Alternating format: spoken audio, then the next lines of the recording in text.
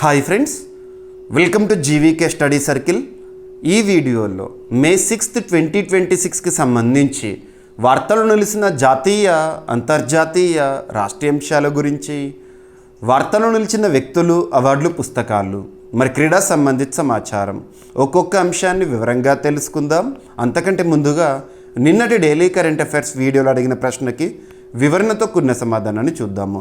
So question వచ్చేసి, ఇటీవల వార్తలు నిలిచిన మిషన్ దృష్టి పైన అడగడం జరిగింది. ఆల్రెడీ మన డైలీ కరెంట్ అఫైర్స్ వీడియోలో డిస్కస్ చేసిన టాపిక్నే ప్రశ్నగా ఇచ్చాను. ప్రశ్నని మరొకసారి చూడండి. ఇటీవల వార్తలు నిలిచిన మిషన్ దృష్టి ఉద్దేశం ఏంటి? అభివృద్ధి చేసిన సంస్థ ఏది? ఈ ఉపగ్రహ ప్రత్యేకత ఏంటి? సైన్స్ అండ్ టెక్నాలజీలో చాలా ఇంపార్టెన్స్ ఉన్న టాపిక్. మే 3, 2026 రోజున లాంచింగ్తో వార్తలు నిలిచిన ఒక ఉపగ్రహం దృష్టి. అభివృద్ధి చేసిన సంస్థ ఏది అంటే గ్యాలాక్స్ ఐ అనే సంస్థ. గ్యాలాక్స్ ఐ అనే సంస్థ. ఈ సంస్థ యొక్క ప్రధాన కేంద్రం ఎక్కడ ఉంది అంటే బెంగళూరు. సో బెంగళూరు కేంద్రంగా పనిచేస్తున్న ఒక స్పేస్ స్టార్టప్ గ్యాలాక్స్ ఐ వారు అభివృద్ధి చేసిందే ఈ ఉపగ్రహం. ఎటువంటి వాతావరణ పరిస్థితులున్నా కూడా హై రిజల్యూషన్ ఇమేజింగ్ అనేది దీని యొక్క ప్రత్యేకత. అన్నిటికంటే ఇంపార్టెన్స్ ఏంటంటే ప్రపంచంలోనే మొట్టమొదటి ఆప్టోసార్ ఉపగ్రహం. ఓకేనా? ఆప్టోసార్ ఏంటంటే మీకు ఇక్కడ వివరంగా చెప్తాను. అండ్ ఇంకొకటి ఏంటంటే స్పేస్ స్టార్టప్స్. భారతదేశంలో ఇస్రో సాధిస్తున్న ఘనతలకి తోడు ప్రైవేట్ రంగంలో స్పేస్ స్టార్టప్స్ని ప్రోత్సహించడానికి భారత ప్రభుత్వం ఇన్స్పేస్ని 2020 సంవత్సరంలో పరిచయం చేసింది. INSPACe, Indian national space promotion and authorisation centre. గుర్తుపెట్టుకోండి, Indian national space promotion and authorisation centre, INSPACe. ఉద్దేశం ఏంటి? భారతదేశంలో ప్రైవేట్ స్పేస్ స్టార్టప్స్ని ప్రోత్సహించడము. మరి ఇన్స్పేస్ అనేది ఎక్కడ హెడ్ క్వార్టర్గా పనిచేస్తుందంటే అహ్మదాబాద్, గుజరాత్ కేంద్రంగా పనిచేస్తుంది. ఇన్స్పేస్ ఇస్తున్న ప్రోత్సాహం ఒక మాటలో చెప్పండి, ఉదాహరణ ఒకటి ఇవ్వండి అంటే 2022 సంవత్సరంలో భారతదేశంలోనే మొట్టమొదటి private rocket launching Prarambh mission Vikram S అని చెప్పేసి మనం 2022 సంవత్సరంలో చూసాము. హైదరాబాద్ కేంద్రంగా పనిచేస్తున్న ఒక space startup Skyroot Aerospace సాధించిన ఘనత. ఇలా చెప్పుకుంటూ పోతే చాలా. అలా భారతదేశంలో పనిచేస్తున్న ఒక ప్రైవేట్ స్పేస్ స్టార్టప్, బెంగళూరు కేంద్రంగా పనిచేస్తున్న స్పేస్ స్టార్టప్ గెలాక్స్ ఐ వారు ప్రపంచంలోనే మొట్టమొదటి ఆప్టోసార్ ఉపగ్రహాన్ని రీసెంట్గా అభివృద్ధి చేయడం జరిగింది. మరియు దీని యొక్క ప్రత్యేకత భారతదేశంలోనే ప్రైవేట్ రంగంలో అభివృద్ధి చేయబడిన అతిపెద్ద ఉపగ్రహము. దీన్ని రీసెంట్గా మే 3, 2026 రోజున అమెరికాలోని కాలిఫోర్నియా కేంద్రంగా స్పేస్ ఎక్స్కి సంబంధించిన ఫాల్కన్ 9 రాకెట్ ద్వారా నింగిలోకి పంపడం జరిగింది. ఓకేనా? సింపుల్గా చెప్పాలంటే దీన్ని ఎర్త్ అబ్జర్వేటరీ శాటిలైట్ అని కూడా చెప్పొచ్చు. ఎందుకంటే ఎటువంటి వాతావరణ పరిస్థితులు ఉన్నా కూడా హై రిజల్యూషన్ ఇమేజింగ్ అనేది దీని యొక్క సొంతం. మరి దీని ద్వారా ఫలితం ఏముంటుంది అంటే రక్షణ రంగంలో కానివ్వండి, వ్యవసాయ రంగానికి సంబంధించి కానివ్వండి, విపత్తు నిర్వహణ రంగంలో కానివ్వండి ఉపయుక్తంగా ఉంటుంది ఈ శాటిలైట్. సో మిషన్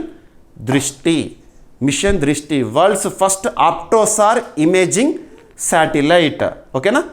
ఆప్టోసార్ అంటే ఏంటంటే ఆప్టికల్ అండ్ రాడార్ ఇమేజింగ్ కలయిక. అలాంటిది ప్రపంచంలోనే మొట్టమొదటిసారి.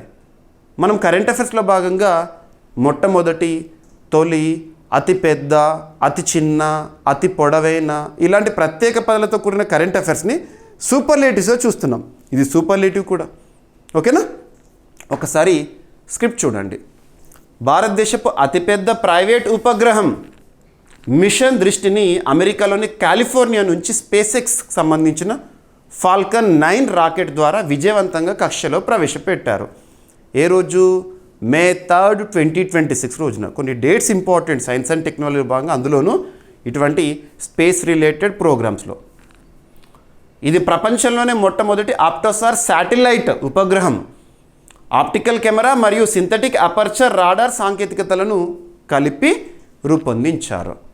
దీన్ని బెంగళూరు కేంద్రంగా పనిచేస్తున్న గ్యాలాక్స్ ఐ అనే సంస్థ అభివృద్ధి చేసింది. ఈ శాటిలైట్ మబ్బులు, వర్షం అటువంటి ఎలాంటి వాతావరణ పరిస్థితుల్లోనైనా కూడా అధిక స్పష్టతతో అంటే హై రిజల్యూషన్తో చిత్రాలు తీసే సామర్థ్యాన్ని కలిగి ఉంది. ఓకేనా.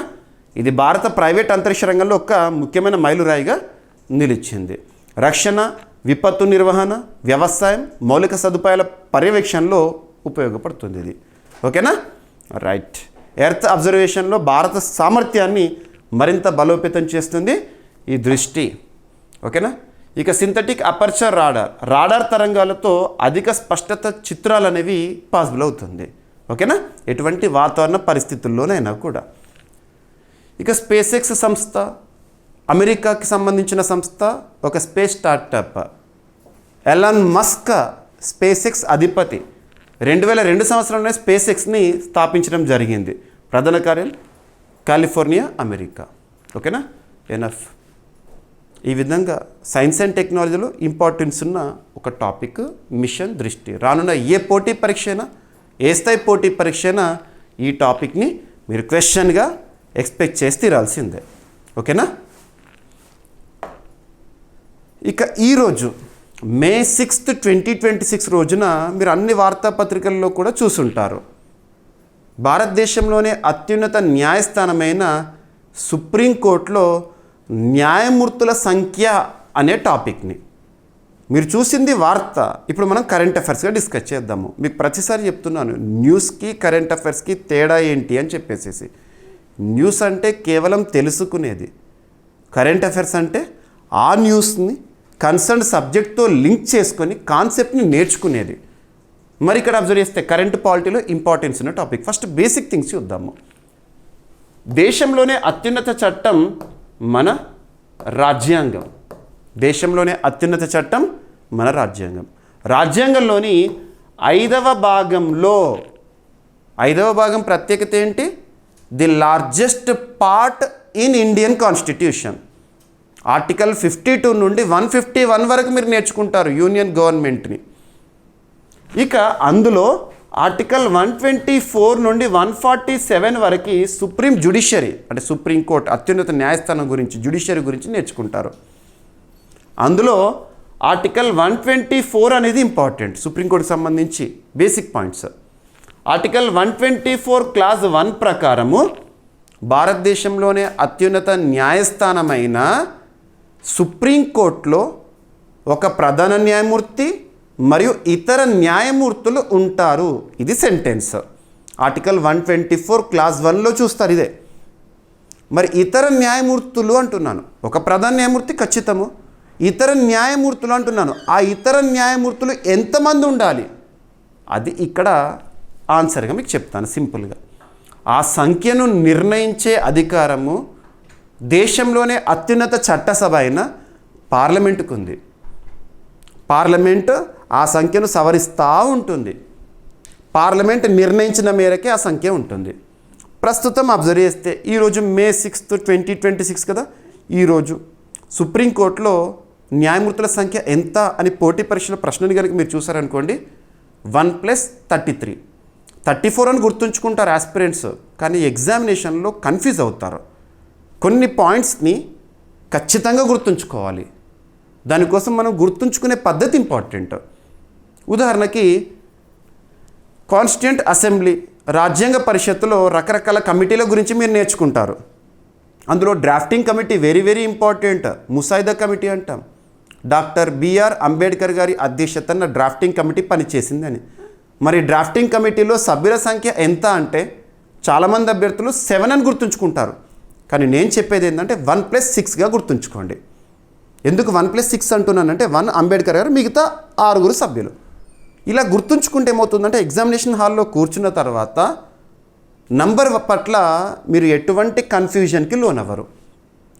7లో అంబేద్కర్ ఉన్నారా లేరా, 1+7 అటువంటివి వస్తాయి హాల్లో గుర్తుకొస్తే మనకి. కాబట్టి ఇక్కడే ఖచ్చితంగా ఉండాలి. ఇక్కడ సుప్రీంకోర్టులో ప్రస్తుతం ఉన్న న్యాయమూర్తుల సంఖ్య 1+33 ఇలాగే గుర్తుంచుకోండి. 34 అని గుర్తుంచుకొని పోయారనుకోండి ఎగ్జామినేషన్లో, మరి 34 ఇంక్లూడింగ్ సీజేఐయా ఎక్స్క్లూడింగ్ సీజేఐయా అనే డౌట్ వస్తుంది. కాబట్టి ఇలా గుర్తుంచుకోండి.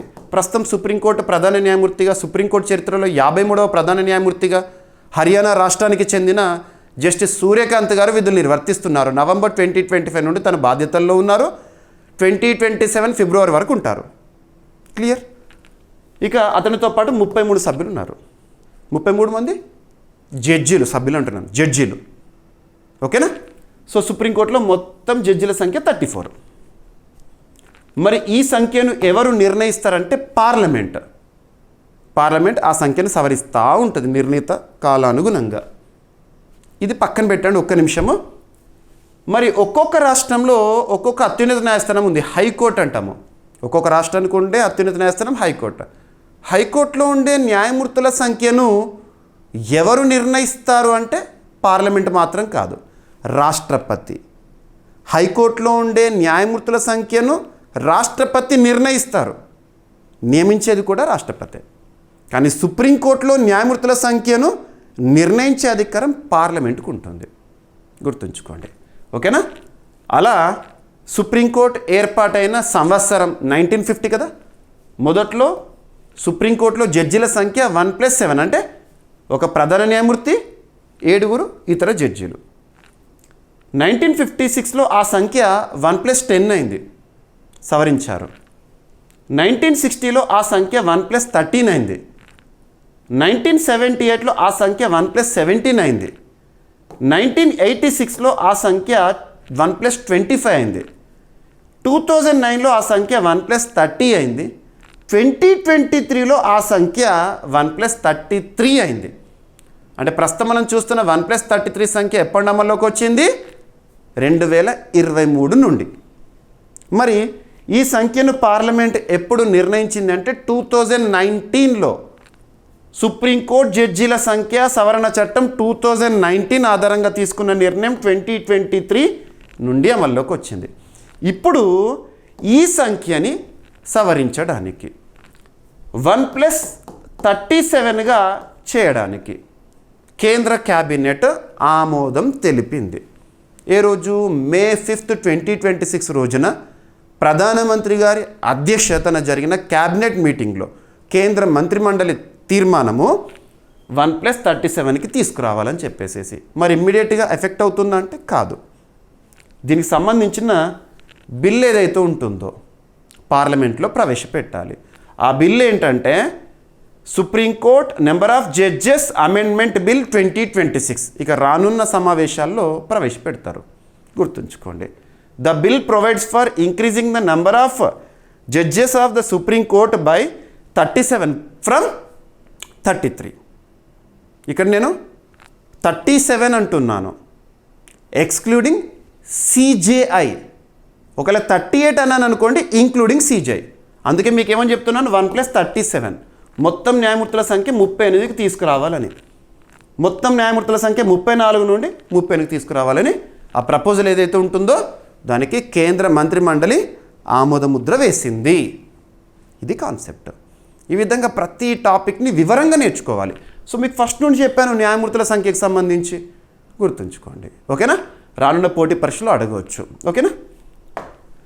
సో కేంద్ర క్యాబినెట్ సుప్రీంకోర్టు న్యాయమూర్తుల సంఖ్యను 33 నుంచి 37కి పెంచేందుకు ఆమోదం తెలిపింది. లేదా 1+33 నుండి 1+37కి పెంచడానికి ఆమోదం తెలిపింది. లేదా 34 నుండి 38కి పెంచేందుకు. ఎలా అయినా పర్లేదు, కన్ఫ్యూజ్ అవ్వకుండా గుర్తుపెట్టుకోండి. ప్రధాన న్యాయమూర్తితో కలిపి మొత్తం సంఖ్య 34 నుంచి 38కి పెరుగుతుంది. ఈ సంఖ్య సుప్రీంకోర్టు న్యాయమూర్తుల సంఖ్యా చట్టం 1956 ద్వారా నియంత్రించబడుతుంది. ఈ మార్పు అమలుకు సుప్రీంకోర్టు న్యాయమూర్తుల సంఖ్య సవరణ బిల్లు 2026ను పార్లమెంట్లో ప్రవేశపెడతారు. కేసుల పెండెన్సీ తగ్గించడం మరియు న్యాయ వ్యవస్థ సామర్థ్యాన్ని పెంచడమే లక్ష్యం. జ్యుడిషియరీలో చాలా పెండింగ్ కేసుల సంఖ్య పెరుగుతోంది. అటువంటి వాటిని దృష్టిలో ఉంచుకొని ఈ సంఖ్య పెంచడము అవన్నీ చేస్తున్నారు. ఓకేనా? సో సుప్రీంకోర్టు స్థాపన వచ్చేసేసి 1950 ఇయర్ జనవరి. ప్రధాన కార్యాలయం వచ్చేసేసి న్యూఢిల్లీ. దేశంలోనే అత్యున్నత న్యాయస్థానం. న్యాయమూర్తుల నియామకం భారత రాష్ట్రపతి గారు చేస్తారు కొలీజియం సిఫార్సుల మేరకి. క్లియర్? ఎనఫ్. ఇక నెక్స్ట్ కరెంట్ పాలిటీ గురించి చూసాం ఒక టాపిక్. ఇప్పుడు కరెంట్ ఎకానమీలో భాగంగా టాపిక్స్ ఒక 2-3 టాపిక్స్ ఉన్నాయి, వాటిని డిస్కస్ చేసి జాగ్రఫీ రిలేటెడ్ అలా వెళ్దాము. అభ్యర్థులకు మరొకసారి చెప్తున్నాను, కరెంట్ అఫైర్స్ అనేది ఒక సింగిల్ సబ్జెక్ట్ కాదు. మనం జనరల్ స్టడీస్లో భాగంగా నేర్చుకునే ఒక్కొక్క సబ్జెక్ట్ వైజ్గా వస్తున్న అప్డేటెడ్ ఇన్ఫర్మేషనే కరెంట్ అఫైర్స్. మరి ఇక్కడ అబ్జర్వ్ చేస్తే ఎకానమీ రిలేటెడ్ కాంటెంపరీ టాపిక్ రెమిట్టెన్సెస్కి సంబంధించి, రెమిట్టెన్సెస్ అనే అర్థానికి చాలాసార్లు మీకు వివరణ ఇచ్చాను. ఉదాహరణకి సింపుల్గా ప్రతి వ్యక్తికి అర్థమయ్యే విధంగా ఎక్స్ప్లెనేషన్ చూద్దాము. మనకు సంబంధించిన ఒక ఫ్రెండ్ కానీ, లేదా మన చుట్టాల అబ్బాయి కానివ్వండి, లేదా మన సంబంధికులు ఎవరైనా సరే విదేశాలకు వెళ్తున్నారు. ఉన్నత విద్య కోసం వెళ్ళారు, అక్కడ సెట్ అయ్యారు, మంచి జాబ్ వచ్చింది, అక్కడ సంపాదిస్తున్నారు. మన భారతీయుడు విదేశాల్లో ఉన్నాడు, వాళ్ళ పేరెంట్స్ ఇండియాలో ఉన్నారు. మరి అలా విదేశాల్లో స్థిరపడిన ఒక పర్సన్ మన భారతీయుడు అక్కడ సంపాదిస్తున్నాడు. ఆ సంపాదించిన దాంట్లో కొంత మొత్తం తను అక్కడ ఉండడానికి ఖర్చులకు అవుతుంది, ఖర్చులకు. మరి రిమైనింగ్ అమౌంట్ ఏదైతే ఉంటుందో, తన ఖర్చులు పోని మిగిలిన సంపద ఉంటుంది కదా, దాన్ని ఏం చేస్తాడు తను? మ్యాక్సిమం అక్కడైతే ఇన్వెస్ట్మెంట్ చేయడు. ఒకవేళ అక్కడ ఇన్వెస్ట్ చేసినా కూడా, పెట్టుబడి చేసినా కూడా మళ్ళీ రాబడి కోసమే. ఆ వచ్చింది ఏదైతే ఉంటుందో, డబ్బులు ఉంటాయి కదా, దాన్ని ఎక్కడికి పంపిస్తారు? మాతృదేశమైన మన భారతదేశానికి పంపిస్తారు. ఇంతే కదా. సో అలా విదేశాల నుండి మన భారతదేశానికి వచ్చే డబ్బులు ఏవైతే ఉంటాయో, ఆదాయం ఏదైతే ఉంటుందో దాన్ని రెమిట్టెన్సెస్ అంటాము. Remittances. So foreign direct investment is different, remittances is different. ప్రపంచంలో అత్యధిక రెమిట్టెన్స్లు పొందుతున్న దేశం ఏది అంటే మన భారతదేశము. కారణం ఏంటంటే మన భారతీయులు జనాభా పరంగా ఒక రకంగా చెప్పాలంటే ప్రపంచంలోనే ఇక చైనాని కూడా అధిగమించిన మనం ఇక ఆల్మోస్ట్. మరి భారతీయులు వివిధ దేశాల్లో స్థిరపడ్డారు, ప్రతి దేశంలో ఉన్నారు దాదాపు. ఆయా దేశాల నుండి మన భారతదేశానికి అయితే డబ్బులు వస్తున్నాయి కదా, మన భారతీయులు పంపుతున్నారు కదా, ఇది రెమిట్టెన్సెస్. హయ్యెస్ట్ రెమిట్టెన్సెస్ భారతదేశంలో కేరళకు వస్తుంది. అంటే కేరళ వాళ్ళు వివిధ దేశాల్లో ఉన్నారు అని అర్థం చేసుకోవచ్చు. సో దీనికి సంబంధించి ప్రపంచంలో హయ్యెస్ట్ రెమిట్టెన్సెస్ మళ్ళీ మొదటి స్థానంలో భారతే ఉంది అని ఒక రిపోర్ట్ రీసెంట్గా రిలీజ్ అయింది. ఆ రిపోర్ట్లో గణాంకాలను చూద్దాం. భారతదేశానికి వచ్చిన రెమిట్టెన్సెస్ ఏంటి అని చెప్పేసి ఆ రిపోర్ట్ పేరు గుర్తుంచుకోండి, ఎవరు రిలీజ్ చేశారు ఏంటి. ఓకేనా? సో ప్రవాసుల నగదు ప్రపంచంలో భారత్ మళ్ళీ మొదటి స్థానంలో, మళ్ళీ అంటే ఎప్పుడు భారత్ మొదటి స్థానంలో ఉంటుంది. ఇక్కడ గణాంకాలను 2024 ఇయర్ ఆధారంగా తీసుకొని ర్యాంకింగ్స్ ఇచ్చారు. విదేశాల్లో పనిచేసే భారతీయులు పంపే నగదు రెమిట్టెన్సెస్లో భారత్ 2024లో $137 బిలియన్ ప్రపంచంలో మొదటి స్థానంలో ఉంది. ఇంకొక విషయం ఏంటంటే, ప్రత్యేకత ఏంటంటే $100 బిలియన్ రెమిట్టెన్సెస్, అంతకంటే ఎక్కువ రెమిట్టెన్సెస్ పొందిన ప్రస్తుత ప్రపంచంలో ఏకైక దేశం మన భారత్. ఈ వివరాలను ఎవరు రిలీజ్ చేశారు? ఐక్యరాజ్య సమితికి చెందిన ఇంటర్నేషనల్ ఆర్గనైజేషన్ ఫర్ మైగ్రేషన్ అనే సంస్థ. వారు రీసెంట్గా విడుదల చేసిన వరల్డ్ మైగ్రేషన్ రిపోర్ట్ 2026. మీరు ఈరోజు అన్ని వార్తాపత్రికలు చూసుంటారు. వరల్డ్ మైగ్రేషన్ రిపోర్ట్ 2026 ప్రకారం ఈ గణాంకాలు రిలీజ్ అయినాయి. ఎవరు రిలీజ్ చేశారు? International Organization for migration. 2010 నుండి భారత్ నిరంతరం మొదటి స్థానంలో కొనసాగుతుంది రెమిట్టెన్సెస్ విషయంలో. ప్రపంచంలో మొదటి స్థానంలో భారత్. ఇక వృద్ధి ధోరణి భారత్కి సంబంధించి 2010 నుండి గణాంకాలు చూద్దాం, రెమిట్టెన్సెస్ ఎలా వస్తున్నాయి అని చెప్పేసి. 2010లో $53.48 బిలియన్ రెమిట్టెన్సెస్ వచ్చినాయి భారత్కి. అది కాస్త 2015లో $68.91 బిలియన్ చేరింది. అది కాస్త 2020లో $83.15 బిలియన్ కి. అది కాస్త 2024లో $137 బిలియన్ కి పైగా చేరింది. ప్రస్తుతం ప్రపంచంలో $100 బిలియన్ అండ్ మోర్ రెమిట్టెన్సెస్ పొందుతున్న ఏకైక దేశం భారత్. ఇక ఇతర దేశాల భారత్ తర్వాత మెక్సికో, ఫిలిప్పీన్స్, ఫ్రాన్స్ లాంటి దేశాలు ఉన్నాయి. ఇక ప్రపంచంలో అత్యధికంగా నగదు పంపిన దేశం అంటే ఏ దేశం నుండి ఎక్కువగా వెళ్తున్నాయి డబ్బులు వివిధ దేశాలకి ఇలా రెమిట్టెన్సెస్ రూపంలో అంటే అగ్రదేశం అమెరికా మొదటి స్థానంలో ఉంది. అమెరికా $100 బిలియన్ పైగా రెమిట్టెన్సెస్ రూపంలో వివిధ దేశాలకు వెళ్తున్నాయి. తర్వాతి స్థానాల్లో సౌదీ అరేబియా, స్విట్జర్లాండ్, జర్మనీ ఉంది. అండ్ ఇక్కడ గుర్తుంచుకోండి, ఈ $100 బిలియన్ అనేది కేవలం ఇండియాకే వస్తుందని అనుకోకండి. రెమిటెన్సెస్ని అత్యధికంగా పంపుతున్న దేశము. సింపుల్గా రెమిటెన్సెస్ని అత్యధికంగా పొందుతున్న దేశం భారత్ కదా. అలా వివిధ దేశాలకు డబ్బులు వెళ్తున్న దేశం ఏంటంటే అమెరికా. ఈ $100 బిలియన్ దాదాపు వివిధ దేశాలకు. ఓకేనా. అంతర్జాతీయ విద్యార్థుల సంఖ్యలో చైనా మొదటి స్థానంలో 10 లక్షలతో, భారత్ 6.2 లక్షలతో రెండో స్థానంలో ఉంది. ఇక మనం కరెంట్ అఫైర్స్లో భాగంగా ఒక టాపిక్ని డిస్కస్ చేసేటప్పుడు ఆ టాపిక్లో భాగంగా ఒక సంస్థ గురించి వచ్చిన, లేదా ఒక అంతర్జాతీయ సంస్థ గురించి వచ్చిన, లేదా ఒక దేశం గురించి వచ్చిన, ఒక రాష్ట్రం గురించి వచ్చిన బేసిక్ పాయింట్స్ అన్నీ ఇస్తున్నాను. So International Organization for Migration వీరే కదా ఈ రిపోర్ట్ రిలీజ్ చేశారు, వరల్డ్ మైగ్రేషన్ రిపోర్ట్ని. ఈ సంస్థ 1951 ఇయర్లో స్థాపన, హెడ్ క్వార్టర్ వచ్చేసేసి జెనీవా. విధులేంటి సంస్థకి సంబంధించి అంటే వలసల నిర్వహణ మరియు గణాంకాల సేకరణ. రెమిటెన్సెస్ విదేశాల్లో పనిచేసే వ్యక్తులు స్వదేశానికి పంపే నగదు. విదేశీ మారక ద్రవ్యానికి ముఖ్య వనరు ఫారెక్స్ నిల్వలకి. ఇక ఐక్యరాజ్య సమితికి సంబంధించి 1945 అక్టోబర్ 24న స్థాపన, న్యూయార్క్ కేంద్రంగా పనిచేస్తోంది. ఆంటోనియో గ్యూటెరస్ గారు ప్రస్తుతం ఐక్యరాజ్య సమితికి సెక్రటరీ జనరల్గా విధులు నిర్వర్తిస్తున్నారు. తను పోర్చుగల్ దేశస్థుడు. ఎనఫ్. సో ఈ విధంగా చదవండి. మీకు ఇది ఏదైతే నేను క్లాస్లో ఎక్స్ప్లెనేషన్ ఇస్తానో ప్రతిదీ కూడా మన పీడిఎఫ్లో ఉంటుంది. మన CA 360 అభ్యర్థుల కోసము ప్రతిరోజు డైలీ కరెంట్ అఫైర్స్ వీడియో ఉంటుంది. దానికి సంబంధించిన స్క్రిప్ట్ అంతా కూడా పీడిఎఫ్ రూపంలో తెలుగు మీడియం అభ్యర్థుల కోసం తెలుగులో ఉంటుంది, ఇంగ్లీష్ మీడియం అభ్యర్థుల కోసం ఇంగ్లీష్లో ఉంటుంది. డౌన్లోడ్ చేసుకొని చదవండి. ఇక నెక్స్ట్, భారతదేశం యొక్క వృద్ధి రేటుని ఏ అంతర్జాతీయ ప్రముఖ సంస్థలు మరియు మన భారతదేశంలోని ఏ ప్రముఖ సంస్థలు ఏ విధంగా అంచనా వేస్తున్నాయి. ఈ టాపిక్ తరచూ వార్తల్లో చూస్తున్నాం, రెగ్యులర్గా రిపీటెడ్గా వార్తల్లో కనిపిస్తున్న అంశం ఇది.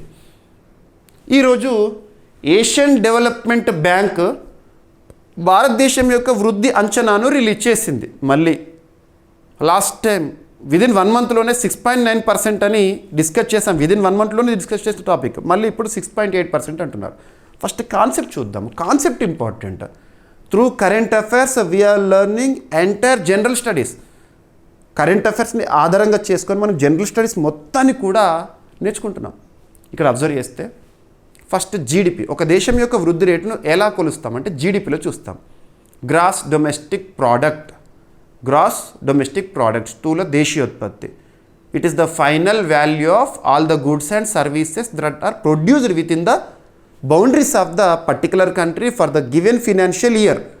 ఒక ఆర్థిక సంవత్సర కాలంలో ఒక దేశ సరిహద్దు లోపల ఉత్పత్తి అయ్యే అంతిమ వస్తు సేవల విలువనే ఆ దేశ జీడిపి అంటాము. మరి ఎందుకు పర్సెంటేజ్లో చూస్తాం జీడిపిని అంటే కంపారేటివ్ స్టడీ, గతంతో పోల్చి చూస్తాము. ఒకవేళ జీడిపిని గణించేటప్పుడు బేస్ ఇయర్ ఆధారంగా చూసామనుకోండి, ఆధార సంవత్సరం ఆధారంగా చూసినాం అనుకోండి, కాన్స్టెంట్ ప్రైజెస్లో జీడిపి ఎంత లేదా రియల్ జీడిపి వాల్యూ ఎంతనో తెలుస్తుంది. రీసెంట్గా బేస్ ఇయర్ కూడా, న్యూ బేస్ ఇయర్ కూడా వార్తల్లో ఉంది. 2011-12 నుండి 2022-23కు మార్చుకున్నాము. అలా జీడిపి సిరీస్లో 9th అమల్లోకి వచ్చింది. మొట్టమొదటిది 1948-49. మరి అదే జీడిపిని ప్రస్తుత ధరల్లో కనుక గణించినాం అనుకోండి, క్యాలిక్యులేట్ చేసినాం అనుకోండి, కరెంట్ ప్రైజెస్లో జీడిపి అంటాము లేదా నామినల్ జీడిపి అంటాం. ఇవన్నీ మీకు ఐడియా ఉండుంటాయి. ఓకేనా. ఎవరు అంచనా వేస్తున్నారు? ఏషియన్ డెవలప్మెంట్ బ్యాంక్, ఆసియా అభివృద్ధి బ్యాంక్. ఏడీబీ యొక్క head quarter ADB Manila Philippines కేంద్రంగా పనిచేస్తోంది. ఏషియన్ డెవలప్మెంట్ బ్యాంక్ 1966 ఇయర్లో స్థాపన. ఏడీబీలో ప్రస్తుతం 69 సభ్య దేశాలు ఉన్నాయి. 69వ సభ్య దేశంగా, చిట్ట చివరి దేశంగా 2024 సంవత్సరంలో ఇజ్రాయెల్ చేరింది. ఇజ్రాయెల్ ఏడీబీలో ఏ దేశము? Non regional member. ఇది ఇంపార్టెంట్. ఏడీబీకి ప్రస్తుతము అధ్యక్షులుగా ఎవరున్నారు అంటే మసాతో కండా గారు. రైట్. ఇక స్క్రిప్ట్ చూడండి. అమెరికా, ఇజ్రాయెల్, ఇరాన్ మధ్య ఉద్రిక్తతల కారణంగా ప్రస్తుతం మనం చూస్తున్నాం పశ్చిమాసియా అశాంతికి అడ్డగా మారింది. ఆ కారణంగా పశ్చిమాసియాలో సంక్షోభ పరిస్థితులు ఏర్పడి భారత ఆర్థిక వ్యవస్థపై ప్రభావం చూపిస్తున్నాయి. అంతర్జాతీయ అనిశ్చితులు అనేవి ప్రతి దేశం పైన ఖచ్చితంగా ప్రభావం చూపిస్తాయి. ఈ పరిస్థితుల్లో ఆసియా అభివృద్ధి బ్యాంకు 2026-27 ఆర్థిక సంవత్సరానికి, ఎకానమీలో మనం ఫినాన్షియల్ ఇయర్ని ఫాలో అవుతాం. ఆర్థిక సంవత్సరం 2026-27 అంటే 2026 ఏప్రిల్ 1 నుంచి 2027 మార్చి 31 వరకు మన భారతదేశం యొక్క జీడిపి వృద్ధి రేటుని 6.8%గా అంచనా వేస్తోంది ఏడీబీ. గతంలో 6.9 ఉంటుంది అన్నారు, ఇప్పుడు తగ్గించారు. ఓకేనా. ఏడీబీ ప్రధాన ఆర్థికవేత్త ఆల్బర్ట్ పార్క్ ఈ విషయాన్ని వార్షిక సమావేశంలో రీసెంట్గా వెల్లడించారు. నెక్స్ట్ ఫినాన్షియల్ ఇయర్ 2027-28 ఆర్థిక సంవత్సరానికి 7.3% వృద్ధి అంచనాకు కూడా తగ్గే అవకాశం ఉందని చెప్తున్నారు. పెరుగుతున్న ద్రవ్యోల్బణం అంటే too much money chasing two few goods. ఉదాహరణకు చెప్పాలంటే ఈ పెన్ను 2016 మే 6వ తేదీన 10 రూపాయలు ఉందనుకోండి. అదే పెన్ను మే 6వ తేదీ 2026 రోజున 100 రూపాయలకు చేరింది. Pen same, quality same, colour same, company same, everything is same. కానీ ఎక్కడ మార్పు వచ్చింది? ధరలో మార్పు వచ్చింది, ప్రైస్ పెరిగింది, పెన్నుకు విలువ పెరిగింది, దీన్ని కొనడానికి ఉన్న డబ్బుల విలువ తగ్గింది. సింపుల్గా ద్రవ్యోల్బణం. Too much money chasing two few goods. ద్రవ్యోల్బణాన్ని కట్టడి చేయడానికి RBI monetary policy committee meeting రూపంలో తీసుకునే నిర్ణయాలు, రీసెంట్గా ఏప్రిల్ 1st వీక్లో రెపో రేట్ని 5.25% వద్దే కొనసాగించడం, ఇవన్నీ కూడా మనం చూసాము. ఓకేనా. పెరుగుతున్న ద్రవ్యోల్బణ దేశీయ డిమాండ్ని దెబ్బతీస్తుంది. ఇది వృద్ధి తగ్గుదలకు ప్రధాన కారణము. అంతర్జాతీయ ఉద్రిక్తతలు, ఇంధన ధరల అస్థిరత కూడా ఆర్థిక వృద్ధిపై ప్రతికూల ప్రభావం చూపుతున్నాయంట. ఏదేమైనా మన డొమెస్టిక్గా మాత్రం స్ట్రాంగ్గా ఉన్నాం. బలమైన దేశీయ డిమాండ్, జిఎస్టీ సంస్కరణలు, పాలనా విధానాలు అద్భుతం. ఇక ఏడీబీకి సంబంధించిన బేసిక్ పాయింట్స్. ఓకేనా, ఇందాక చెప్పాను కదా అది. ఇక రీసెంట్గా భారతదేశం యొక్క వృద్ధి రేటును ఏ అంతర్జాతీయ సంస్థ మరియు మన భారతదేశానికి సంబంధించిన ఏ ప్రముఖ సంస్థలు ఏ విధంగా అంచనా వేస్తున్నాయి ఇక్కడ చూడండి. రీసెంట్గా ఇంటర్నేషనల్ మానిటరీ ఫండ్ జీడిపి ర్యాంకింగ్స్ని రిలీజ్ చేసింది. జీడిపి ర్యాంకింగ్స్ ప్రపంచంలో జీడిపిలో మొదటి స్థానంలో అమెరికా ఉంది. మరి భారత్ ఏ స్థానంలో ఉంది అంటే 6వ స్థానంలో ఉంది జీడిపిలో ప్రపంచంలో, గుర్తుంచుకోండి.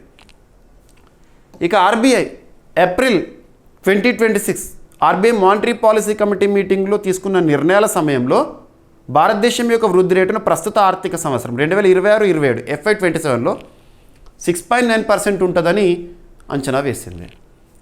మూడీస్ రేటింగ్ ఏజెన్సీ, ప్రైవేట్ ఏజెన్సీది 6% అంటుంది ప్రస్తుత ఆర్థిక సంవత్సరంలో భారతదేశం యొక్క వృద్ధి రేటు. మోర్గన్ స్టాన్లీ 6%కి తగ్గించింది రీసెంట్గా. ఫిచ్ రేటింగ్స్ 7% అంటున్నారు.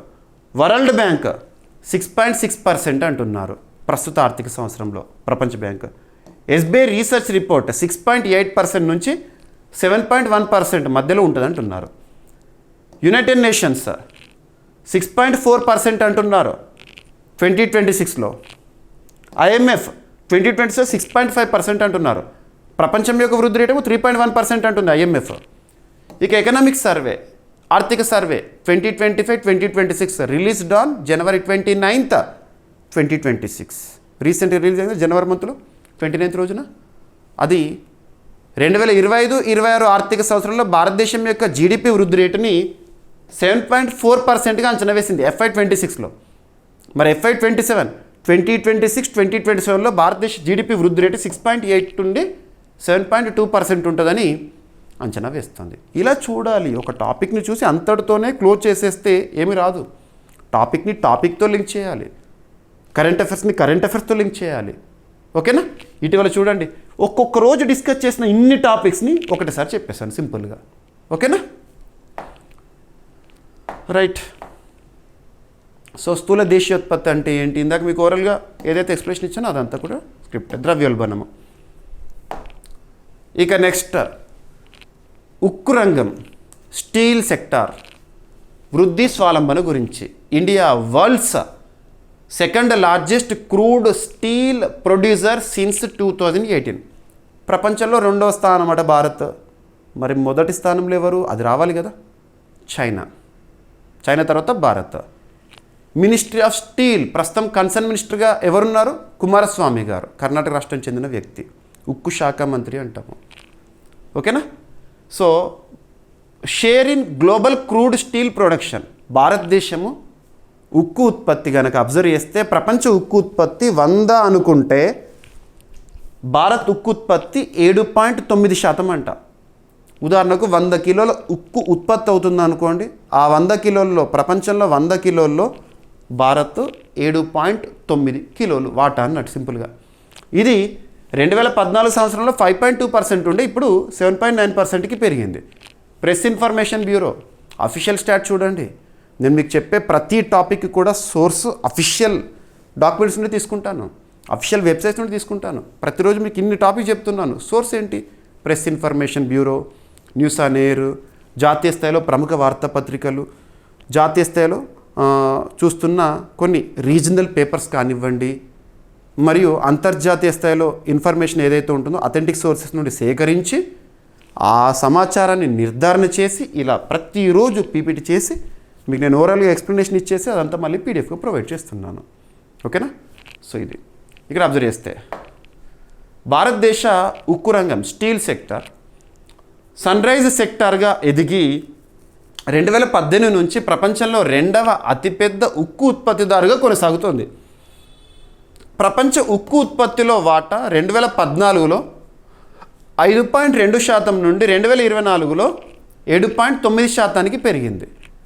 తయారైన ఉక్కు వినియోగంలో కూడా భారత్ 2వ స్థానంలో ఉంది. ఇక వినియోగం 2014-15లో 77 మిలియన్ టన్నుల నుంచి 2025-26 రీసెంట్గా ముగిసిన ఫినాన్షియల్ ఇయర్ 163.7 మిలియన్ టన్నులకు పెరిగింది. గత 12 సంవత్సరాల్లో ఉక్కు వినియోగం రెండింతలకు పైగా పెరిగింది. ఎగుమతులు పెరిగి దిగుమతులు తగ్గడంతో స్వావలంబన పెరిగింది. ముడి సరుకుల అందుబాటు, ఉత్పత్తి ఖర్చుల తగ్గింపు, అంతర్జాతీయ మార్కెట్లకు ప్రాప్తి మెరుగుదల ద్వారా ప్రభుత్వం రంగాన్ని బలోపేతం చేసింది. ప్రొడక్షన్ లింక్డ్ ఇన్సెంటివ్ పథకం కింద 23,022 కోట్ల రూపాయల పెట్టుబడితో స్పెషాలిటీ స్టీల్ ఉత్పత్తి పెరిగి 2.4 మిలియన్ టన్నుల ఉత్పత్తి మరియు 13,000కు పైగా ఉద్యోగాలు సృష్టించబడ్డాయి. స్టీల్ సెక్టర్ సంబంధించినంతా నేషనల్ స్టీల్ పాలసీ లక్ష్యంలో సుమారు 66% సాధించబడిందంట. గ్రీన్ స్టీల్ ద్వారా కార్బన్ ఉద్గారాలు తగ్గించేందుకు శిలాజ ఇంధన వినియోగాన్ని తగ్గించే దిశగా చర్యలు కొనసాగుతున్నాయి. 2070 నాటికి నెట్ జీరో ఉద్గార లక్ష్యంతో ఉక్కు రంగం డీకార్బనైజేషన్కు భారత్ కట్టుబడి ఉంది. భారత ప్రభుత్వం మన భారతదేశం నిర్దేశించుకున్న లక్ష్యాలు ఏవైతే ఉంటే ఆ లక్ష్యాలను తప్పనిసరిగా చూడండి. వికసిత భారత్ లక్ష్యాలు అంటే 2047 నాటికి సాధించాల్సిన లక్ష్యాలు, మరియు రీసెంట్గా 2030కి సాధించాల్సిన లక్ష్యాలు ఏంటి, 2070కి సాధించాల్సిన లక్ష్యాలు ఏంటి, 2029 టార్గెట్స్ ఏంటి, ఇవన్నీ కూడా ఇంపార్టెంటే. మీకు అవన్నీ చెప్తున్నాను. అండ్ ఈ గణాంకాలు చూడండి, యాజ్ ఇట్ ఈజ్ మీకు ప్రెస్ ఇన్ఫర్మేషన్ బ్యూరో వెబ్సైట్లో ఓపెన్ చేయని కనబడతాయి. ఈరోజు ఓపెన్ చేసి చూడండి. ఓకేనా, రైట్. సో ఇటువంటి గణాంకాలు చూస్తున్నప్పుడు అఫీషియల్ వెబ్సైటే చూడాలి. నేషనల్ స్టీల్ పాలసీ ఎప్పుడు 2017 సంవత్సరంలో స్టార్ట్ అయింది. లక్ష్యం 2030 నాటికి 300 మిలియన్ టన్నుల ఉత్పత్తి సామర్థ్యము. అడుగుతారు, నేషనల్ స్టీల్ పాలసీ 2017 ప్రకారము నిర్దేశించుకున్న లక్ష్యం ఏంటి? 2030 నాటికి 300 మిలియన్ టన్నుల ఉత్పత్తి సామర్థ్యము. ప్రొడక్షన్ లింక్డ్ ఇన్సెంటివ్ స్కీమ్ 2021 సంవత్సరంలో ఉక్కుకు సంబంధించి ఉక్కు మంత్రిత్వ శాఖ. ఓకేనా. వరల్డ్ స్టీల్ అసోసియేషన్ ప్రధాన కార్యాలయం బ్రసెల్స్లో ఉంటుంది. స్టీల్ రిలేటెడ్గా విధులు, ప్రపంచ ఉక్కు రంగ గణాంకాలు మరియు విధాన సమన్వయము. ఉక్కు అంటే ప్రపంచంలో మొదటి స్థానంలో చైనా. ఇక next polity related contemporary topics చూసాము, ఎకానమీ రిలేటెడ్ చూసాము, మరియు ఇప్పుడు జాగ్రఫీ రిలేటెడ్ అప్డేట్. ఈరోజు మీరు అన్ని వార్తాపత్రికలు కూడా చూస్తుంటారు. ఇన్కాయిస్ సంస్థ హెచ్చరిక జారీ చేసింది. ఇన్కాయిస్ కేంద్రం ఎక్కడ? హైదరాబాద్ కేంద్రంగా పనిచేస్తోంది. సునామీ హెచ్చరికల కేంద్రం అంటాము. లాస్ట్ ఇయర్ 2025 ఇయర్కి గాను ఇన్కాయిస్కి నేతాజీ సుభాష్ చంద్రబోస్ ఆపద ప్రబంధన్ పురస్కారం వచ్చింది. లింక్ అవ్వాలి. ఒక టాపిక్ చెప్పగానే దానికి సంబంధించి మనం నేర్చుకున్నవన్నీ గుర్తుకు రావాలి. మరి ఇక్కడ అబ్జర్వ్ చేస్తే ఇన్కాయిస్ ఫుల్ ఫామ్ ఏంటి? Indian national centre for ocean information services. INCOIS Hyderabad కేంద్రం పనిచేస్తున్న సునామీ హెచ్చరికల కేంద్రం. రీసెంట్గా చెప్తున్న కొన్ని అంశాలు ఏంటంటే ఎల్నినో రిలేటెడ్. ఫస్ట్ కాన్సెప్ట్ చూద్దాం. ఎల్నినో అంటే the rise in Pacific oceanic temperature. Pacific మహాసముద్ర ఉష్ణోగ్రతల పెరుగుదల. అక్కడేదో ఉష్ణోగ్రత పెరిగితే మనకేంటి అని అనుకుంటారు. కన్సిక్వెన్స్ అనేది చూడాలి. ఆ కన్సిక్వెన్స్ ఏంటంటే ఎల్నినో కారణంగా భారతదేశంలో ఇక మనకు నెక్స్ట్ మంత్ నైరుతి ఋతుపవనాలను మనం చూస్తాం కదా, సౌత్ వెస్ట్ మాన్సూన్ చూస్తాం కదా, అది ప్రభావితం అవుతుంది. ఎల్నినో ఎఫెక్ట్ ప్రభావితం అవుతుందంటే ఆటోమేటిక్గా ఋతుపవనాల తగ్గుదల, వర్షపాతం తగ్గుదల. ఓకేనా? ఎల్నినోకి అపోజిట్ వర్డ్ ఏంటి సింపుల్గా అంటే La Niña. Same Pacific oceanic temperature ఏదైతుందో తగ్గుదల, ఆటోమేటిక్గా మనకు ఋతుపవనాలు ఎక్కువగా వస్తాయి, వర్షపాతం ఎక్కువగా నమోదవుతాయి. ఇటువంటి కన్సిక్వెన్సెస్ చూడండి. జాగ్రఫీలో కొన్ని కాన్సెప్ట్స్ అద్భుతంగా ఉంటాయి. మనం ఎత్తైన ప్రాంతాలకి వెళ్ళే కొద్దీ, హై ఆల్టిట్యూడ్స్కి వెళ్ళే కొద్దీ టెంపరేచర్ అనేది డ్రాప్ అవుతుంది, ఆక్సిజన్ లెవెల్స్ పడిపోతాయి. దీన్ని ఏమంటాం మనము? నార్మల్ ల్యాప్స్ రేట్ అని చెప్పేసి. ఇటువంటి చూడండి, ప్రెషర్ గ్రేడియంట్. మనకు క్లైమేట్ అనే టాపిక్లో ప్రెషర్ గ్రేడియంట్ గురించి చూస్తాం మనం సింపుల్గా. ఇదే ఈ సంవత్సరం సూపర్ ఎల్నినో 2026 ఇన్కాయిస్ ప్రకటన ఋతుపవనాలపై ప్రభావం పడుతుంది. సో చూడండి కన్సిక్వెన్స్. వామ్ పసిఫిక్ ఓషన్ ఇండియా పైన ప్రభావం అనేది పడుతుంది. ఓకేనా? తూర్పు మధ్య పసిఫిక్ మహాసముద్రంలో ఉపరితల ఉష్ణోగ్రత మార్పుల కారణంగా ఎల్నినో ప్రారంభమైందని ఇన్కాయిస్ ప్రకటించింది. ఎల్నినో ఇయర్ 2026 ఏప్రిల్ వరకు తటస్థ పరిస్థితులు ఉండగా ఇప్పుడు ఎల్నినో దశకు మారింది. ఈ పరిస్థితులు 2026 మే నుండి 2027 జనవరి వరకు కొనసాగనున్నాయి. ఎల్నినో సాధారణంగా భారత ఋతుపవనాలపై ప్రతికూల ప్రభావం చూపి వర్షపాతం తగ్గిస్తుంది. ముఖ్యంగా సౌత్ వెస్ట్ మాన్సూన్స్ ఇంపాక్ట్ అవుతాయి. సముద్ర ఉపరితల ఉష్ణోగ్రతలను విశ్లేషించడానికి బేసియన్ కన్వల్యూషనల్ న్యూరల్ నెట్వర్క్ అనే డీప్ లెర్నింగ్ మోడల్ని ఇన్కాయిస్ రీసెంట్గా ఉపయోగించి ఈ హెచ్చరికలు జారీ చేసింది, స్టడీ చేసి. ఈ ఆధునిక సాంకేతికత వాతావరణ అంచనాల ఖచ్చితత్వాన్ని మెరుగుపరుస్తుంది. రైట్? వాతావరణ అంచనాల్లో ఖచ్చితత్వం అంటే మీకు ఇంకోటి గుర్తుకు రావాలి, మిషన్ మౌసమ్ ఇటువంటివి. ఇన్కాయిస్ 1999 ఇయర్లో స్థాపన, ప్రధాన కార్యాలయం హైదరాబాద్. ఇన్కాయిస్ అనే సంస్థ ఏ మంత్రిత్వ శాఖ పరిధిలో పనిచేస్తుందంటే మినిస్ట్రీ ఆఫ్ ఎర్త్ సైన్సెస్. కొన్ని సంస్థల గురించి చూస్తున్నప్పుడు నోడల్ మినిస్ట్రీ చూడాలి. Ministry of earth sciences concern ministry ఎవరు? జితేంద్ర సింగ్ గారు. తనే మినిస్ట్రీ ఆఫ్ ఎస్ఎన్టీకి కూడా విధులు నిర్వర్తిస్తున్నారు. ఈ ఇన్కాయిస్ ఉద్దేశం ఏంటంటే సముద్ర సమాచారము, వాతావరణ అంచనాలు, సునామీ హెచ్చరికల కేంద్రం. సో ఎల్నినో పసిఫిక్ మహాసముద్రంలో నీటి ఉష్ణోగ్రత పెరుగుదల. ఓకేనా? రైట్. లానినా ఎల్నినోకి అపోజిట్. ఎల్నినోకి వ్యతిరేక దశ నీటి ఉష్ణోగ్రత తగ్గుదల. ఏది? పసిఫిక్ నీటి తగ్గుదల, ఉష్ణోగ్రత తగ్గుదల బలమైన ఋతుపవనాలకు దోహదం చేస్తుంది. ఇక నెక్స్ట్ నిన్నటి రోజున మే 5, 2026 రోజున కేంద్ర క్యాబినెట్ మీటింగ్ జరిగింది కదా, ప్రైమ్ మినిస్టర్ గారి అధ్యక్షతన. అందులో తీసుకున్న కీలక నిర్ణయాల్లో కొన్ని ఉన్నాయి, చూద్దాము. గుజరాత్లో 2 సెమీకండక్టర్ యూనిట్లకు కేంద్ర క్యాబినెట్ ఆమోదము. చిన్న కాన్సెప్ట్. సెమీకండక్టర్ అనే పదం వినంగానే మనకు ఒక దేశం గుర్తొచ్చేది. లాస్ట్ 3 years బ్యాక్ కూడా ఒక దేశం గుర్తొచ్చేది. ఏంటా దేశం? తైవాన్. ప్రపంచ సెమీకండక్టర్స్లో మోనోపోలీ తైవాన్. అటువంటిది ఇక భారత ప్రభుత్వం నిర్ణయించుకుంది, సెమీకండక్టర్ల కోసం, చిప్ల కోసము ఆ దేశం పైన ఈ దేశం పైన కాదు ఆధారపడాల్సింది, మనం స్వదేశీయంగా తయారు చేయాలి, స్వదేశీ చిప్ తయారీని ప్రోత్సహించాలని చెప్పేసి సెమీకండక్టర్ మిషన్ని అమలులోకి తీసుకొచ్చింది 2021 ఇయర్లో. సెమీకండక్టర్ మిషన్ ఏ మంత్రిత్వ శాఖ పరిధిలో? Ministry of electronics and information technology పరిధిలో. ఈ మిషన్స్ ఇంపార్టెంట్. ఓకేనా? సో గుజరాత్లో 2 సెమీకండక్టర్ యూనిట్లకు కేంద్ర క్యాబినెట్ ఆమోదం తెలిపింది. ఓకేనా? సో గుజరాత్ అందుకోసం దాదాపు 3,900 కోట్ల రూపాయలు. గుజరాత్లో 2 కొత్త సెమీకండక్టర్ తయారీ యూనిట్లకు కేంద్ర క్యాబినెట్ 3,900 కోట్ల రూపాయలకు పైగా పెట్టుబడితో ఆమోదం తెలిపింది. ఈ యూనిట్లు కంపౌండ్ సెమీకండక్టర్ ఆధారిత mini and micro LED display తయారీలో ప్రత్యేకత కలిగి ఉంటాయంట. ఈ ప్రాజెక్టులు సుమారు 2,230 మంది నైపుణ్య ఉద్యోగాలను సృష్టిస్తాయి. ఈ ప్రాజెక్ట్స్ ఈ ఆమోదాలతో ఇండియా సెమీకండక్టర్ మిషన్ కింద మొత్తం ప్రాజెక్టుల సంఖ్య 12కు చేరింది. మొత్తం పెట్టుబడులు సుమారు 1.64 లక్షల కోట్ల రూపాయలకు చేరినాయి. ఈ చర్య భారతదేశాన్ని ఆధునిక ఎలక్ట్రానిక్స్ మరియు సెమీకండక్టర్ రంగంలో బలోపేతం చేస్తుంది. సో చూడండి, press information bureau official website. మీకు ఏ టాపిక్ అయినా చూడండి, ఇన్ఫర్మేషన్ నేను ఇచ్చేది మ్యాక్సిమం యాక్యురేట్ ఇన్ఫర్మేషన్. నేను నిర్ధారణ చేసుకున్నాక మీకు చెప్తాను. Right? So India semiconductor mission ఏ ఇయర్ అన్నాను 2021. ఏ మంత్రిత్వ శాఖ పరిధిలో? Ministry of electronics and information technology. ప్రస్తుతం కన్సర్న్ మినిస్టర్గా ఎవరు విధులు నిర్వర్తిస్తున్నారు? అశ్విని కుమార్ వైష్ణవ్ గారు. ఓకేనా? సో సెమీకండక్టర్ ఎలక్ట్రానిక్ పరికరాల్లో కీలక భాగం. మొబైల్, కంప్యూటర్, వాహనాలు, రక్షణ రంగంలో వినియోగం. గుజరాత్ రాష్ట్రంలో కదా ఇంతకుముందు ప్లాంట్స్, ప్రాజెక్ట్స్. గుజరాత్ రాష్ట్ర ఏర్పాటు May 1, 1960 బాంబే స్టేట్ నుంచి రీఆర్గనైజ్ చేశారు. భారతదేశంలో 15వ రాష్ట్రం గుజరాత్, ఏర్పడిన 15వ రాష్ట్రం. గుజరాత్లో ప్రస్తుతం బీజేపీ అధికారంలో ఉంది. అక్కడ ముఖ్యమంత్రిగా భూపేంద్రభాయ్ పటేల్ గారు ఉన్నారు. గవర్నర్గా దేవవ్రత్ గారు ఉన్నారు. ఓకేనా? Gandhinagar is the capital. ఇక నెక్స్ట్, సో క్యాబినెట్ మీటింగ్ తీసుకున్న నిర్ణయాలు. So press information bureau source. Vadinar గుజరాత్లో షిప్ రిపేర్ సౌకర్యానికి కేంద్ర క్యాబినెట్ ఆమోదం తెలిపింది. ఓకేనా? వడినార్ గుజరాత్లో ఉంది.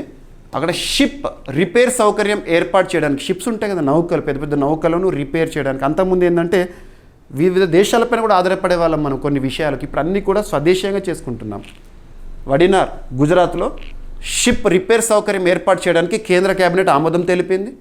ఈ ప్రాజెక్టును దీన్ దయాల్ పోర్ట్ అథారిటీ మరియు కొచ్చిన్ షిప్ యార్డ్ లిమిటెడ్ సంయుక్తంగా 1,570 కోట్ల రూపాయల పెట్టుబడితో అమలు చేస్తాయి. ఇక్కడ చూడండి, ఈ వడినార్లో షిప్ రిపేర్ ఫెసిలిటీ కోసం ఎవరు సంయుక్తంగా పనిచేస్తారంట?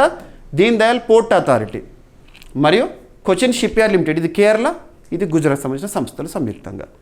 ఈ సౌకర్యం ద్వారా పెద్ద నౌకల మరమ్మతులు దేశంలోనే నిర్వహించవచ్చు. ఇక రిపేరింగ్ అనేది విదేశీ షిప్ యార్డ్లపై ఆధారాన్ని తగ్గించడము, విదేశీ మారక ద్రవ్య వ్యయాన్ని తగ్గించడంలో సహాయపడుతుంది.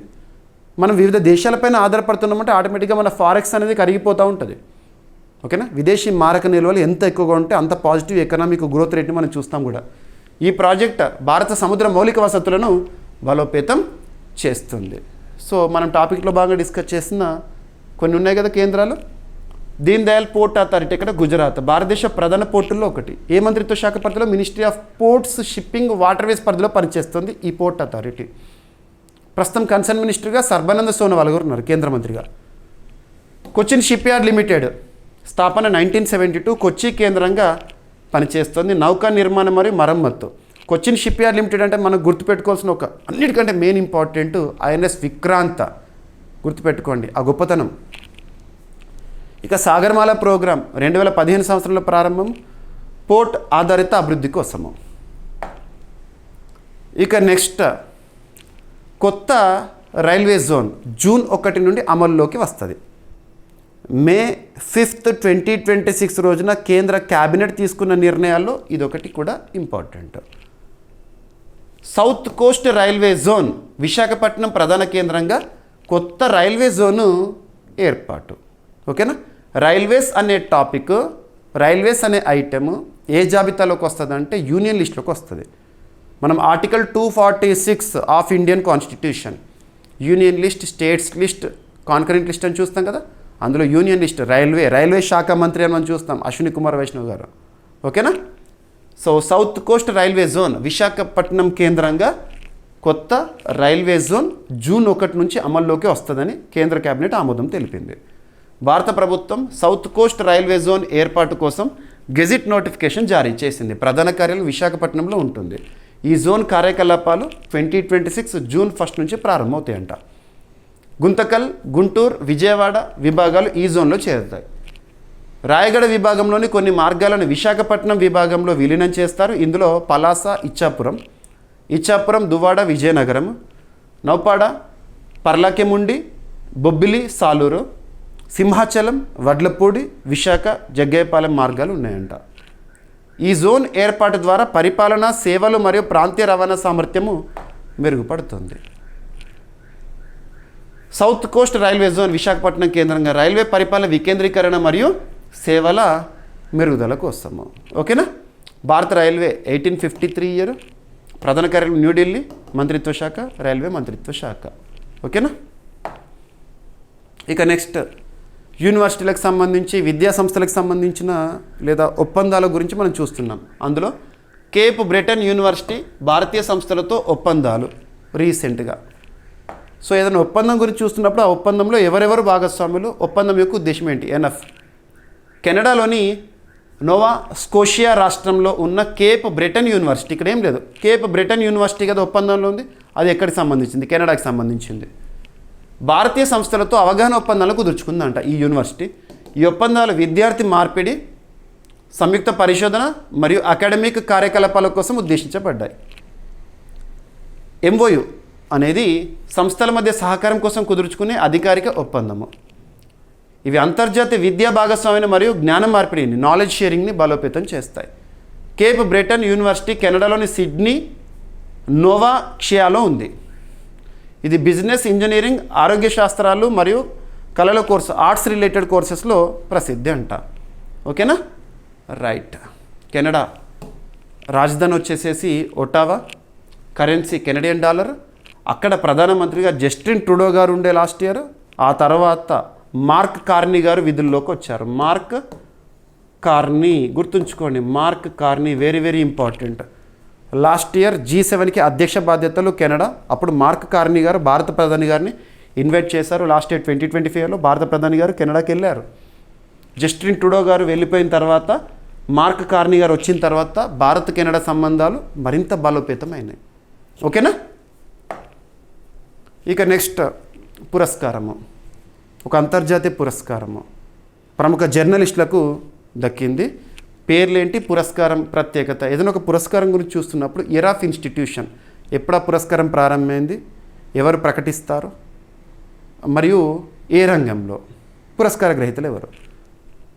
పులిట్జర్ బహుమతి 2026 ట్రాప్డ్ పరిశోధనకు భారతీయులకు ఈ పురస్కారం అనేది దక్కిందంట. ఫస్ట్ ఆఫ్ ఆల్ పులిట్జర్ పురస్కారము ఎప్పుడు స్టార్ట్ అయిందంటే 1917లో స్టార్ట్ అయింది. ఇయర్ ఆఫ్ ఇన్స్టిట్యూషన్ కొలంబియా విశ్వవిద్యాలయం న్యూయార్క్ వారు నిర్వహిస్తారు. రంగాల జర్నలిజం, సాహిత్యం, కళల్లో గుర్తింపు పొందిన వారికి ఇచ్చే పురస్కారము.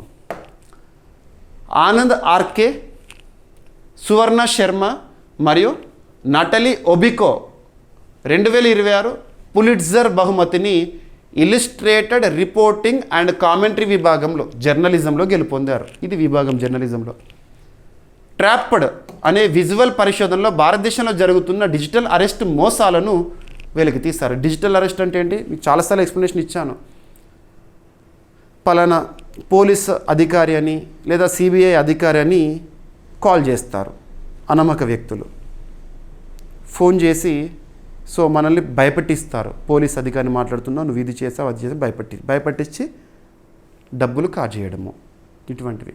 సో నకిలీ పర్సన్స్ పోలీస్ పేర్లు పెట్టుకొని చేయడం అన్నట్టు. అలా ఈ పరిశోధన బ్లూంబర్గ్ ద్వారా ప్రచురించబడింది. ఆన్లైన్ మోసాలు, పర్యవేక్షణ మరియు నెట్వర్క్లపై దృష్టి సారించింది.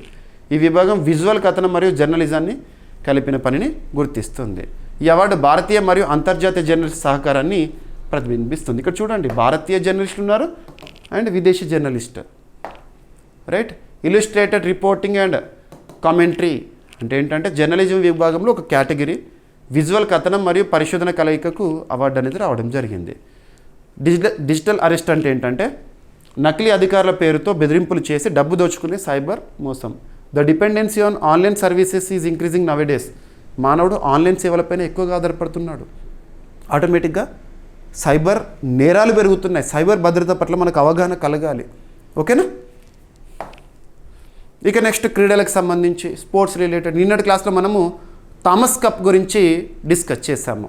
థామస్ కప్ మొట్టమొదటి ఎడిషన్ 1948లో స్టార్ట్ అయిందని, ఇప్పటివరకు హయ్యెస్ట్ టైటిల్స్ ఇండోనేషియా 14 సార్లు గెలిచిందని, 2026 థామస్ కప్ లేదా 34th edition of Thomas Cup విజేత చైనా, రన్నరప్ ఫ్రాన్స్, భారత్ మరియు డెన్మార్క్ కాంస్య పథకాలు సాధించినాయని ఇవన్నీ చూస్తాం. భారత్ 2022 సంవత్సరంలో ఒకే ఒక్కసారి థామస్ కప్ని కైవసం చేసుకుంది. థామస్ కప్ అనేది పురుషుల బ్యాడ్మింటన్ ప్రపంచ కప్, వరల్డ్ బ్యాడ్మింటన్ ఫెడరేషన్ వారు నిర్వహిస్తారు.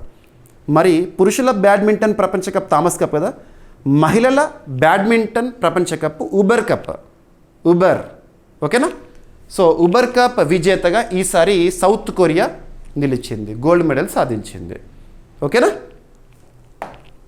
సో ఉబర్ కప్ 2026 ప్రపంచ మహిళల టీం బ్యాడ్మింటన్ ఛాంపియన్షిప్ ఈ సంవత్సరం జరిగింది. 31st ఎడిషన్ మొత్తానికి 2026 ఏప్రిల్ 24 నుంచి మే 3 వరకు ఎక్కడ జరిగింది? Denmark Thomas cup Uber cup 2026 ఎక్కడ జరిగింది? డెన్మార్క్ ఆతిథ్యంలో.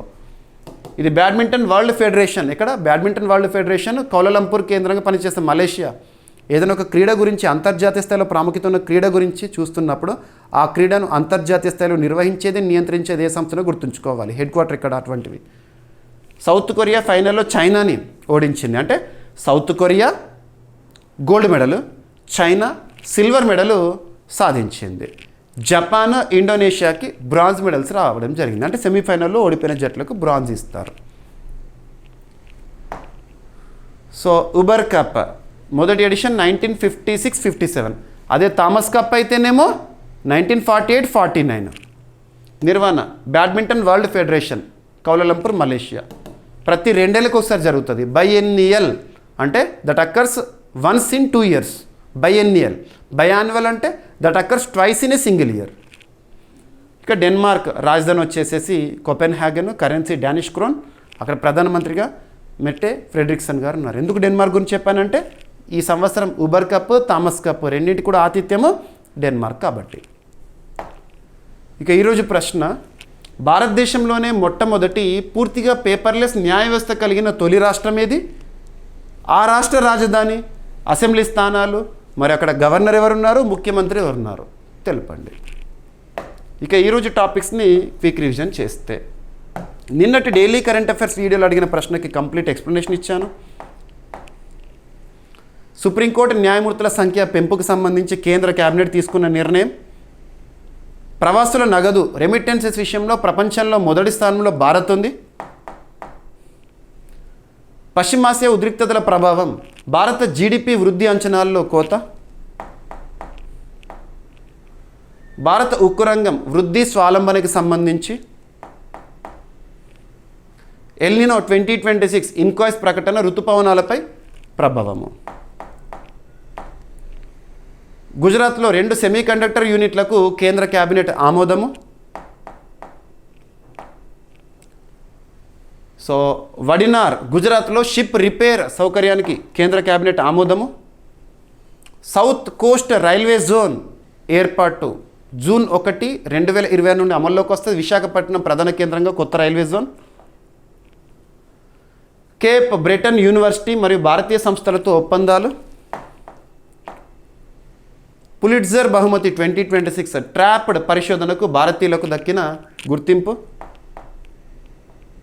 అండ్ ఉబర్ కప్ విజేత సౌత్ కొరియా, రన్నరప్ చైనా. ప్రశ్న, భారతదేశంలోనే మొట్టమొదటి పూర్తిగా పేపర్లెస్ న్యాయ వ్యవస్థ కలిగిన తొలి రాష్ట్రం ఏది?